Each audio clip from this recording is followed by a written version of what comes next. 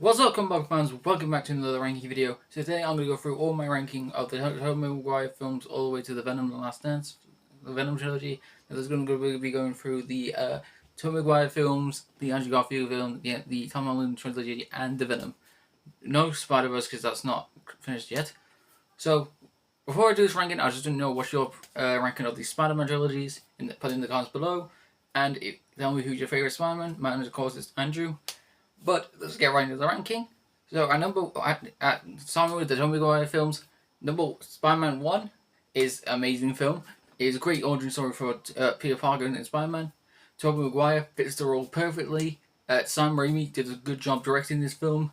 Willem Dafoe as Green Goblin was terrifying. The love interest of this film, didn't like. But that's because I didn't really like the personality they gave her. But I did love the soundtrack by Danny Elfman. And it was just a solid, good Spider-Man film. Spider-Man 2 is really good as well. We'll get to see Alfred Molina as Doctor Octopus. Sorry, I don't know why I said that.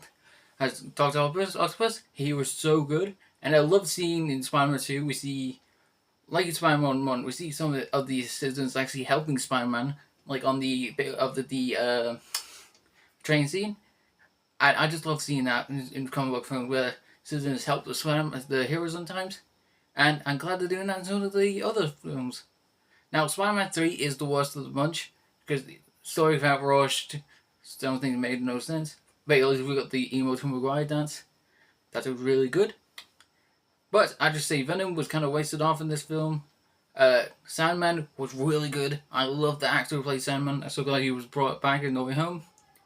So that's why, and that was my ranking of the Tobey Maguire films. Now the Andrew Garfield ones. Now there's only 2 films in this trilogy, but I do count these as trilogies.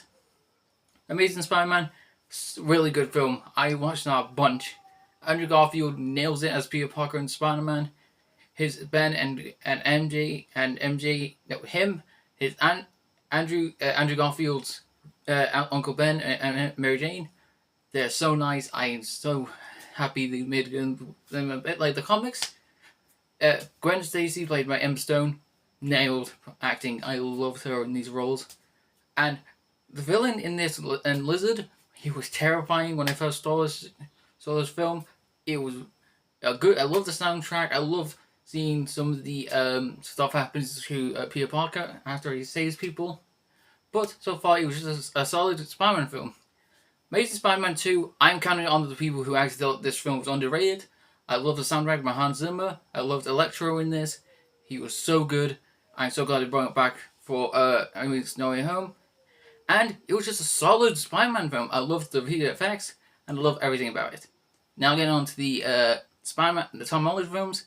Spider-Man Homecoming was a solid intro to Tom Holland Spider-Man. I loved him seeing what he does in the neighborhood.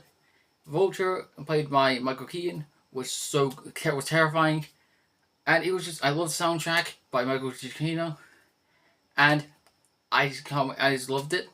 Spider-Man Far From Home takes a bit more to see Spider-Man actually outside of New York, which has never happened, and we get to meet Mysterio. We get some elemental stuff in it, and they wasted off Mysterio. I'll say that.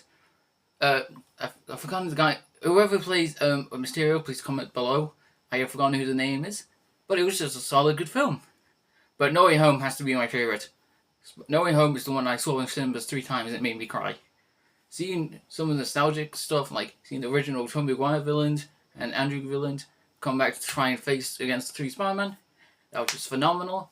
And seeing and having the soundtrack be amazing, and that ending, because No Way Home made me cry. I cannot wait for his next new film. Of course, I love the soundtrack. I love the just everything about it. And now for the last trilogy, we have the Venom films. Now, I'm one of the people who actually love the Venom trilogy. They're one of my guilty pleasures. So when the first one came out, it was so good. I loved it. Has gotten me into Venom. And Tom Hardy as Eddie Brock is amazing. I love the soundtrack by Ludwig Göransson. And I'll say it's a very creepy film. And now with Venom 2, we have Carnage. Carnage was so good. I'm so glad how it's so sad they lasered him off. I really hope we could bring him back into the MCU somehow. But Venom 2 was just a solid film. And now for the last one, we have Venom: The Last Dance. I think it was actually kind of a good solo sent-off film for it. It was a good film. I loved the soundtrack. I loved the song by Grandson called One Last Dance, and it was just a good film. And that was my ranking of the live action Spider-Man films. You can tell me uh, your your list down below in the comments. But of course, I'll see you guys in the next video. Bye.